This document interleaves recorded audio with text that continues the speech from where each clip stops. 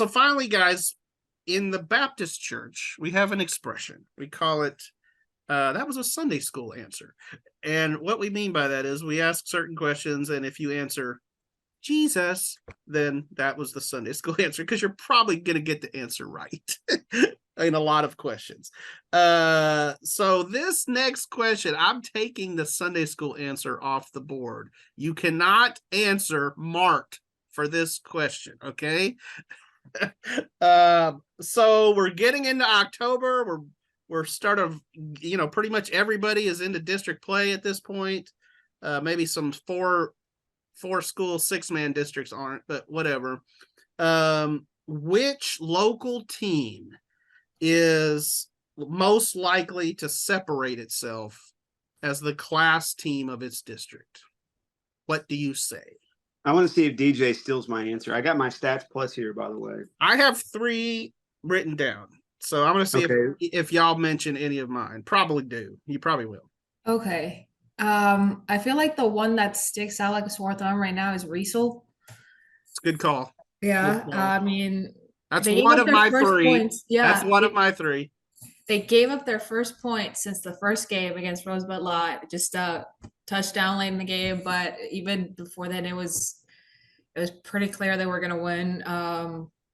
Yeah, it's kind of one of, I don't know. I don't think it's weird. I think they've been good for a little bit, and with Crawford being a little down in that district, yeah. I think it opens up an opportunity for Riesel for sure. Robert Little has been big. I also really like Whitney in that district. I feel like I feel like they're gonna win the district title. So. Wow, that Whitney Grandview game should be fun for sure. Chad, what do you say?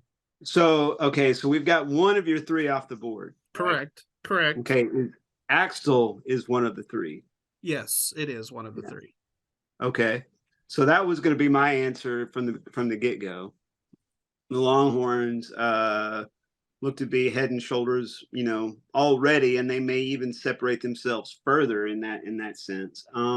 Yeah, no offense to Itasca, but I just feel like even if that does end up being the district championship game in week 11 or whenever Axtell and Itasca play, I think it's the last game of the season. I think the way the Longhorns are playing, they're on a different level right now. Okay, so that third one, trying to figure out who that third team that you're talking about might be. So I'm just going to interrupt you for a second. We've got a lot of good teams in our districts that I think are still potentially not going to win district championships, like Lorena, because you still have Franklin in that district, right? University, maybe. University and Belton, I think that will be a fun game again, probably for a district championship. But that was another one that I didn't list. So Chad, do you have a guess? Well, it's whittled down a little bit with us with those discussions, and so I'm going to say that the remaining one is Chilton. It is Chilton. So I went all 2A with Mart off the board. I still kept it 2A and went with Riesel, Axtell, Chilton. In a lot of ways, 2A is our most interesting classification. We have a lot of schools in 2A. We really do. We have a lot of schools and a lot of really good programs. And I just feel like, whereas DJ is right, Bremond might be able to give Chilton a game this week. I just feel like the Pirates, I think I said it a couple weeks ago, we probably haven't talked about them enough.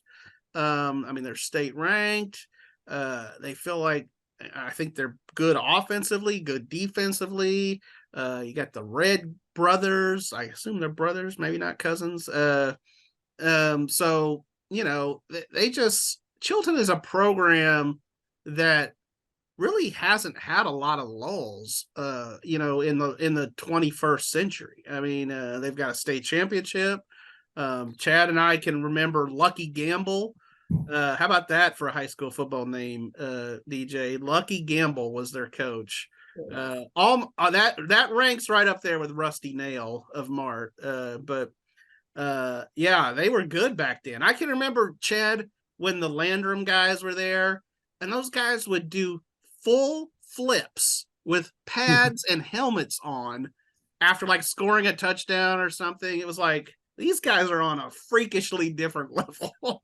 I've seen those guys around town from time to time, and they're all really cool, and really, they remember the days when we used to write about them, and they're really appreciative. It's a rewarding part of the job. Now, you mentioned lulls with them. There was the one year where they like beat Bartlett and then ended up making the playoffs then with one win.